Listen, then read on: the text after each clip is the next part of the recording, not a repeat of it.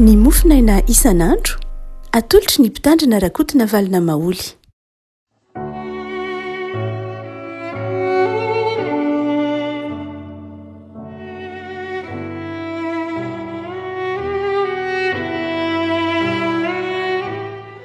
Falamiarabantsika revako malala tratra ity alarobia faraika ambin'ny folo ny volana mamartsa ity. Ny mofinaina voalahatra ao antsika dia ny Matio toko fahadimy. Matio toko fahadimy andiny faraika amby roapolo ka hatramin'ny fahaefatra amby roapolo. Amin'ny anaran'i Jesoa. Ho Jesoa, efa renareo fa voalaza tamin'ny Ntaolo hoe aza mamono olona, ary izay mamono olona dia miendrika ho elohina amin'ny fitsarana. Fa izaho kosa milaza aminareo hoe izay rehetra tezitra amin'ny rahalany dia miendrika ho elohina amin'ny fitsarana, ary nazovona no anao amin'ny rahalany hoe olo-pony ianao dia miendrika ho elohina amin'ny sinedriona. Ary nazovona no anao hoe foky alahy dia miendrika ho amin'ny elo mirehetra afo. Ary amin'izany, raha mitondra ny fanatitra eo amin'ny alitara ianao, ary eo no mahatsiaro fa ny rahalanao manana alahelo aminao, dia avelao eo anoloanan'ny alitara ny fanatitra ka mandehana aloha ataovy izay havananao amin'ny rahalanao, ary rehefa miverina dia vao atero ny fanatitrao. Ray masonao, manomasinana amin'ny fahamarinana ny teninao ny fahamarinana. Amen. Toriteny nataon'i Jesoa izay mirakitra ny etika kristianina ity Matio toko fahadimy, toko fahaenina, toko fahafito ity. Izany hoe mitaona ny kristianina eritreritra ny fifandraisany amin'ny mpiarabelona aminy, ny fitondrantenany eo anoloanan'ny fiarahamonina, eo anoloanan'ny mpianakavin'ny finoana, eo anoloanan'ny izay ifaneraserany amin'ny olombelona tahaka azy no resahany Matio eto. Ampahany kely amin'izany ataontsika hoe tokony ho toetra kristianina izany no nizara mofinaina ao antsika. Ny andiny faraika amby roapolo ka hatramin'ny andiny fahaefatra amby roapolo. Toritenin'i Jesoa izay miainga tamin'ny didy folo eto Jesoa, miainga tamin'ny etikany Mosesy Jesoa eto, dia manamafy mampiditra toetra vaovao, fanazavana vaovao izay tokony iaina ny kristianina. Raha ohatra ka mamaky eto andiny faraika amby roapolo ka hatramin'ny fahaefatra amby roapolo ity tsika dia miresaka zavatra romonjy Jesoa amin'ity andininy ity. Amin'ny andininy vitsivitsy, andininy efatra na dimy io dia zavatra tsotra ny resahan'i Jesoa amin'io zara tandrefy mofinainantsika io. Voalohany dia izao, hoy manao hoe efa renareo voalaza tamin'ny Ntaolo hoe aza mamono olona. Izay mamono olona dia mendrika ho elohina amin'ny fitsarana. Ny etikan'i Jesoa voalohany indrindra dia izao fanajana aina. Jesoa zany dia manatitrantotra hoe zava-dehibe ny hanaja ny olona ny aina. Efa renareo fa aza mamono olona dia izao amafisin'i Jesoa eto hoe zava-dehibe zany ny hoe fanajana aina. Amin'ny jiosy izay ny aina ity toriteny ity moa dia aritsika kristianina dia resy lahatra fa ny aina dia avy amin'Andriamanitra. Ny aina dia avy amin'Andriamanitra ary an'Andriamanitra ny aina. Fa ny mezana avy amin'Andriamanitra io hitantsika amin'ny bokin'ny Genesisy, fony vao nahary ny olombelon'Andriamanitra dia izao Andriamanitra nanome, nanisy fofona aina, nanome aina ny olombelona. Noho izany dia zava-dehibe ny hanajany olona n'io aina io, satria io dia fanomezan'Andriamanitra manokana. Izy ny manome dia izy koa ny maka. Tsy eken'ny soratra masina ny fanesoran'ny olona ny ain'ny olona, ny dikany hoe manaisotra ny ain'ny olona dia izao mamono olona. Etika voalohany zany izay tsy tokony ho atoloantsika kristianina mihitsy ny fanajana ny aina. Raha ohatra ka mijery ny andavanandro ny firenena maro aty Afrika tsika dia mbola lavitra n'izany ataontsika hoe etikan'ny fanajana aina izany. Be dia be ny ataontsika hoe zavatra izay ahatsapana ny fanaovana tsinitsinina ny aina. Manomboka eny amin'ny fanaovana ho maivamaivana na eny an-dalambe fotsiny ara, na ny sécurité, momban'ny ataontsika hoe maivamaivana ny ndraindray raha tsy voatandrina ny ainy olona ohatrany hoe tsisy vidiny ndraindray ny aina fodonany tomobile fodonany moto accident etsy accident ero fonon'olona ery fait divers isan-karazany zavatra mitranga etsy ero tariny isy fatina olona ohatr'izao tariny isy fatin-jaza ohatr'izao zay atsapatsika aty Afrika io na amy toerana maro maneran-tany koa aza de mbola ahatsapana hoe ohatrany zavatra ohatrany hoe atsika olombelona le aina ndraindray ka dia ndraindray ohatrany tsisy vidiny ohatrany sanatria maivamaivana na ary io le fahampiarina tsy voatery hoe le mamono olona ihany fa eo amy tsy firarahina mihitsy koa raha ny fahavelomana ny antsoina hoe tsy manaja aina de zao tsy fanaovina ho zava-dehibe ny fahavelomana tsy fanajana le fahavelomana tsy fitandremana lay fahavelomana tsy manao zay ahavelona lay olona tsy manao zay ahavelona ny olona satria dikany hoe manaja aina de zao manao zay ahavelona azy manao zay hitehirizana le aina fa tsy hoe tsy mamono ihany midikany hoe tsy mamono olona efa zava-dehibe zay fa ny manaja aina koa de zao miazona manao zay ahavelona an'le olona mitahiry lay aina manao zay ahavelona azy mitandrina le aina mitandrina lay fahavelomana zay tia ny tompo takatritsika eto raha manao hoe aza mamono olona tsy hoe tsy mandatsaka aina ihany fa tena mitandrina mihitsy ny ain'lay olona manao zay ahavelona azy fa raha mijery tsika andretotsika hoe amy sehatra maro samy hafa na amy sakafo fotsiny ara de isan'ny tsy fanajana aina isan'ny ataotsika hoe tsy fitandremana ny ain'ny olona ny sakafo tsy ara-dalàna amidy eny an-tsena ndraindray ty moa matetika hitanao ohatra ndray maka sanatry ny vava tsy ho mitsara na izana izy tsika fa mampieritreritra fotsiny mijery ireo karazana sakafo zay tsy fantatra mahasalama sady tsy mahasalama ohatra anao mahita ianao ndraindray dibera eny amy mpivarotra eny amy étagère dibera be dibedibedibede amidy eny amin'ny étagère de gaga ianao amin'ny étageran'ny épicerie ahoana moa no misy dibera eny amin'ny étageran'ny épicerie tsy ao anatiny vata fampangatsiahana ny dibera zany de zao tsy maintsy eo anaty vata fampangatsiahana fa raha vao mihoatra ny ataovy hoe asa 20 degré na 30 dia mitsonika fa misy dibera mipetraka eny amin'ny étagère fa tsy mitsonika de lasa nieritreritra hoe ino reny dibera reny menaka mandry ve izy reny ndraindray menaka io koa ny menaka misy karazana menaka mandry ohatran'ireny sanatria diluile coco reny dia manahoana moa reny rehefa lasa ny anaty lalan-drahany olona na koa mijery ianao chocolat ohatra ny chocolat fantatrao fa 20 degré de mitsonika eo am-pelantananao ny tena chocolat io raha vao tazominao elaela kely de mitsonika eo amin'io felantanana io fa misy chocolat amidy eny an-tsena entina mandehandeha eny zay na de efa 30 degré ara ny hafanan'ny masoandro mbola mikarepoka ihany izy mbola chocolat ihany ve iny sa rehefa manana endrika marron sy ny tahaka zany be dibe ho tsika na ny fanafody amidy zay efa lany daty reny rehetra reny dia akoatrany hoe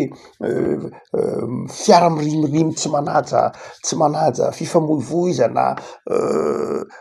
any anatina taxi brosy na zavatra tahaka zany zay tsy misy fitandremana tsy misy fiarovana aina amina toeram-pivoriana malalaka tsy misy akorina dia fitandremana akory ara hoe zavatra atao amy vonjy aina na vonjy tahitra hitatsika tam'ireny rivodozan'ny trangy reny voaingana kely tsika mahita zazakely hoaniny voay vahoaka be dehibe nefa manatrika an'le izy eo mitazana de mitazana zaza hoaniny voay ateliny voay marina fa mety hoe tsy afaka manao ninina angambany fa ao anatin'izany de misy olona maka horona tsary sanatria tsy hoe manameloka sanatria ny vava fa te heritreritra manao hoe aiza moa zany zao amin'ny ankapobeny itsika malagasy zay makamamy ny fiainana satria ny teny miny hoe la atokana ny aina sanatria ny vava tsy mitsarana izana izy tsika fa fampieritrretana moa ny dikany tony soratra masony tony fampieritrretana tsy hifanomezantsiny akory fa fampieritrretana hitsaratsika ny tenatsika tsiraray avy tsy hitsaratsika ny hafa akory sanatria ny vava fa hitsaratsika ny tenatsika tsiraray avy hoe za ve isika ve ao anatin'ilay satatiny tompo iainantsika hoe manaja aina maika mofa reo any amin'ny fonja maika mofa reo zay ataotsika hoe tsaraina ataotsika hoe tratra ny fitsaram-bahoaka koa aza tsy mandalo reny dia taratry ny tsy fanajana aina ny hoe avetrany dia tsy mamono tonga de mamono tsy misy nininna amikasytanana tsy misy nininna reo dahalo zay mahavita mandoro olona ao anaty voangana kely taona vitsivitsy lasa tsarotsika tsara teny amin'ny faritra akazo be olona ray amanontolo fianakaviana ray amanontolo dorana tao anaty trano rendretreny dia taratry ny eto Madagasikara sy any Afrika hoe ao anatiny be de be mbola tsy ao anatiny mbola tsy fiainatsika ny antsoina hoe fanajana aina ary tsy hoe ny mamono olona ihany mamono olona fa tsy ny fa ny tsy fitandremana ny fahavelomana fanaovana tsinitsinina na tsy fanajana lay fahavelomana tsy manao zay hitehirizana le aina tsy manao zay ivelarana lay aina koa zany dia tsy sitrapon'Andriamanitra fa ny sitrapon'Andriamanitra de zao manao zay hivela manao zay iarovana an'le aina mitandro le aina satria le aina avy amin'Andriamanitra eto zany Jesoa de manafatra mihitsy manafatra mazava ny kristianina hoe io ain'io a dia tandremana hajaina satria avy amin'Andriamanitra ka mizavatra za rehetra atao de tokony ho toetsaina tokony ho état d'esprit tokony ho fanabeazana lalipaka mihitsy ny hoe firenena fiarahamonina fianakaviana mitandro ny fahavelomana manao zava-dehibe ny fahavelomana tsy mitodika any amin'ny fahafatesana fa mitodika any amin'ny fahavelomana satria Jesoa fiainana Jesoa velona no zany dia tokony ho toetra ny kristianina ny mitandro zay fahavelomana zay fa ny havatra faharoa zay hitatsika am'diandininy de vitsivitsy zalamofona ity de zao eo zany ny fanajana ny aina fa ny faharoa de zao fanajana ny dignité ny olona fanajana ny dignité ny olona tsy hoe velona fotsiny zany ajainao ny ainy ajaino fa izao ajainao koa ny dignité-any zay io tenin'ny Jesoa io ajainao ny dignité-ny ajainao ny maha izy azy raha mitenitsika hoe dignité eto mialatsiny amin'ny teny frantsay haitsika davana ny radio koa moa zany dia lay fieritreretana ny olona ho toy ny zavatra eto zany olona dia apetraka Jesoa ho toy ny olona mety marary olona mety misy folona mety maratra mety fa ohatrany mandeha ho azy amitsika mantsy indraindray lay mieritreritra ny olona ho toy ny zavatra ka azo amidy ka tsisy vidiny na mieritreritra ny olona ho toy ny azo vidiana na mieritreritra ny olona ho toy ny azo atakalo mieritreritra ny olona ho toy ny objet toy ny zavatra zay tiana anaovana azy satria raha miteny eto manao hoe fokiala amteny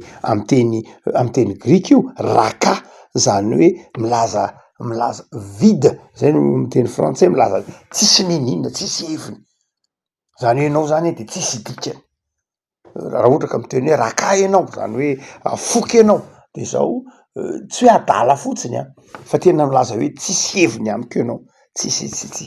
zay mihitsy indigne zay ny tena mahalaza azy koa ary hoe tsisy dikany ianao mitovy am'izany koa le teny hoe olom-pony ianao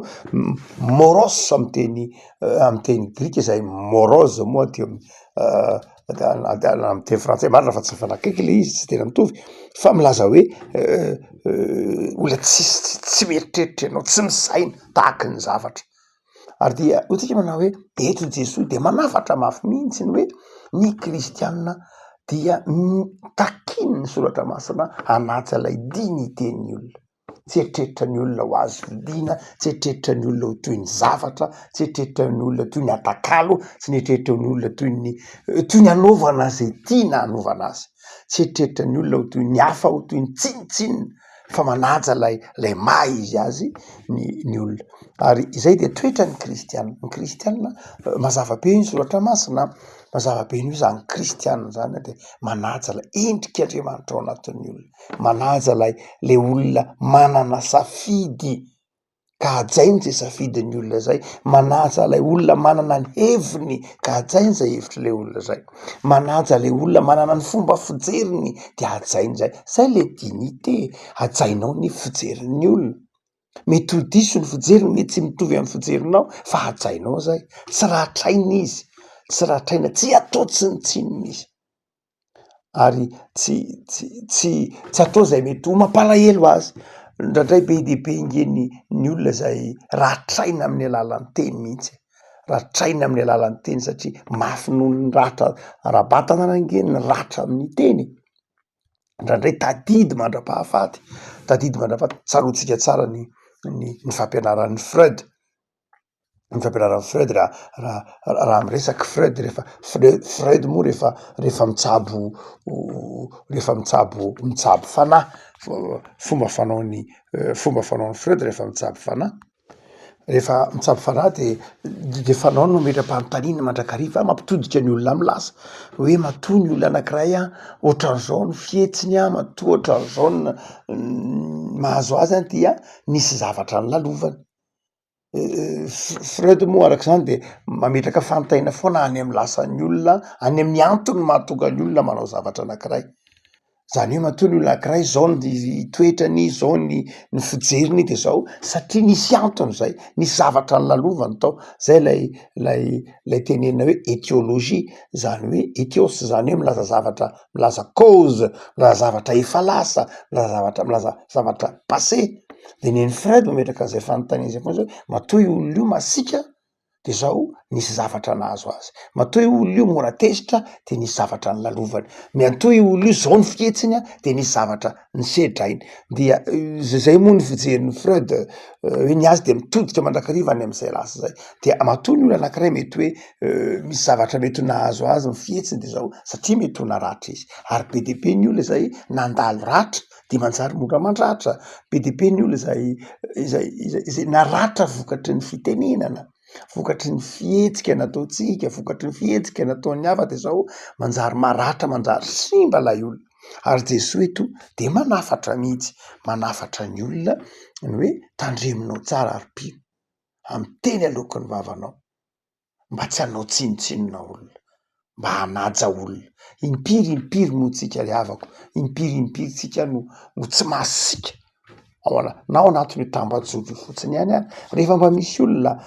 mety tsy mitovy fomba fijerenitsika, mety misy olona ndraindray mety mampiomehy mihitsy ary ndraindray na ny fihetsiny na ny zavatra ataony, fa ndraindray masika loatra isika, masika loatra le fiarahamonina. Avy hatrany de mampiasa le hoe zao ny toetranao, sahala amin'ny olona ohatry zao ianao, sanatria ohatry ny adala, izay tieto mihitsy hoe foky ala olo-poana ianao, fitenitsika isan'andro anga io. Ary hoy Jesosy miteny manao zay manao an'izany de zao miendrika ho ao amin'ny helo mirehitra afo. Mety tokony ho alefa any amin'ny helo mirehitra afo mihitsy zany zay olona manambany olona, manao tsinitsininy olona, tsy manaja ny dignité-ny olona, na miteny ratsy olona, mandratra olona, mieritreritra ny olona ho tsy misaina, sy ny sisa rehetra. Mialatsiny indrindra sanatrian'ny vava manonona teny tsy mahazatra anareo de mianatra moa tsika hoe sanatria miteny hoe mitapy, zavatra ohatr'izany zao zay andavanandrotsika mihitsy, kanefa dia izay mihitsy ny dikan'io teny hoe foky ala io. Dia hoy Jesosy manao hoe tokony ho any amin'ny helo mirehitra afo. Ary misy olona zany sanatria izany be de be tonga any amin'ny helo mirehitra afo, tsy hoe satria nangalatra, tsy hoe satria nijangajangana, tsy hoe satria namono olona, fa satria tsy nanaja ny dignité-ny olona, tsy ny raha olona nanambany olona. Rehavako miaramila mibebaka sika, zay ny dikan'ity volana maritsy ity, fandiny tena amin'ny fifandraisantsika amin'ny mpiarabelona amintsika. Moa ve itsika manaja lay namantsika ny dignité, toetrerentsika ho toy ny dradaira toy ny biby izy, dradray tsy omentsika ny karamany, tsy omentsika ny zony. Any amin'ny taona 1840 sivinjato no nivoaka ny ataontsika hoe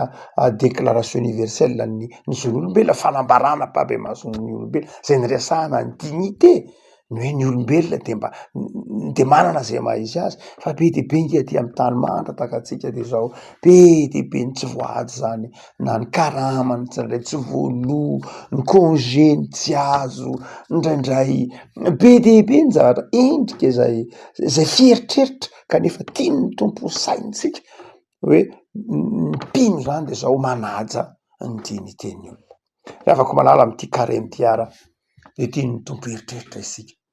fa tsy ray fahotana mety ho amy lafiny ara-panahy ihany zay tena fahotana tokoa ny indray mantsy ny fahotana de tsika io zavatra ara-panahy ihany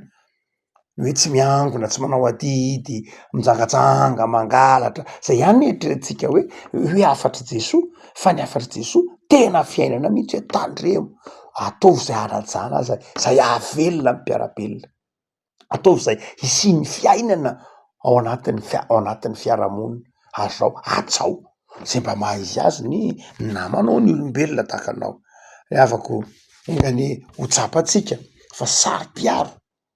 amin'ny olombelona rehetra Andriamanitra tsy hoe ny haitsika kristianina zava-dehibe fa ny ainitsika kristianina tsy zava-dehibe amin'Andriamanitra tsia zava-dehibe amin'Andriamanitra avokoa ny ain'ny olona rehetra na mino izy na tsy mino izy satria avy amin'Andriamanitra ny aina Andriamanitra tsy miangatra mihitsy hoe ity olo ity dia natao tokony ho faty ary ty olo ity natao tokony ho velo tsy zany Andriamanitra fa tonga de ty ambony tany ny zanak'o lamonjy ny olombelona rehetra no zany de tokony ho saro-piaro amin'ny itsika kristiana itsika fiangonana tokony ho valeur tokony ho sotoavina voizitsika mihitsy amin'ny andavanandrotsika ny hoe aja itsika io aina io aja itsika io dignité io maha olona ny olona io zay vingavingainy zao tontolo zao tsy rarainy zao tontolo zao ndraindray atakalony vola ndraindray atakalony anaovana herisetra voaingany motsika nankalaza ny androny vehivavy fa be dibe ny vehivavy zay tsy atsain'ny olona ny dignité maha izy azy anaovana herisetra etraketrahana tsy menany na tsy ampitoviana ny karama nefa samy miasa mafy sy ny sisa rehetra etra dia to amin'ny tompo isika eritreritra amity carré mity hoe maha izy ajao ny dignitény olona tsy hoe tsy vonona tsy hoe manaja ny fahavelomany ihany fa zao mba ajao koa le maha izy azy ajao ataovy zay ivelarany aza ratrainy izy aza simbana ny fiainany aza simbazimbainy izy aza eritreretiny ho toy ny zavatra izy ka vidinany safidiny na hoe vidinany ivaivaina ny fomba fijeriny zavatra ny afako fa maty to amin'ny azo fijaliany Jesosy Kristy tompo ary efa nitsangana tamy maty mba hahatonga ny olona anana zay dignité zay anana zay maha izy azy zay ny rano Kristy nanadiovana atsika tonga atsika anana ilay toetra zay ambarany tenin'Andriamanitra hoe zanak'Andriamanitra tsy azotsika atao mihitsy manao hoe olo-pony ianao zanak'Andriamanitra mana fanan'Andriamanitra ao anatiny tsy azotsika atao hoe foky ala fa tsy akasitrahan'Andriamanitra zany fa saro-piaro amin'ny zanany Andriamanitra satria zanany ny olombelona saro-piaro amin'ny mpanompo ny Andriamanitra no zany de atao amin'ny tompo isika hanaja ny namatsika vavakisika sotra tompo any amin'ny soratra masina izay manaisotra ty anatinay ny firehareana ka tsy manaja ny mpiarabelona aminay tsy manaja ny hafa indrindra moa manaisotra ty anatinay ny fanamaevanana ny aina sy ny fahavelomana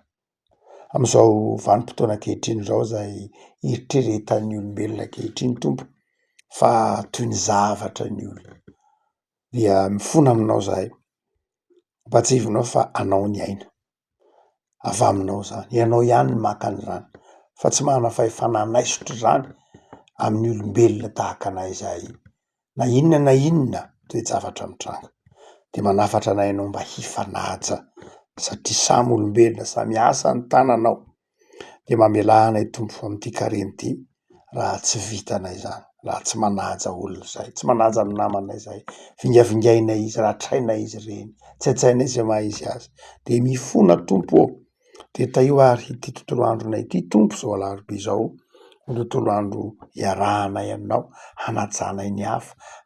mba tsy handratrahanay, tsy hitsaranay azy ireny, tsy hanapotehany ny fiainana izy ireny. Mamindraha fo aminay Tompo, fa ataon'izay fahazava-tsaina ny tontolo andro ity,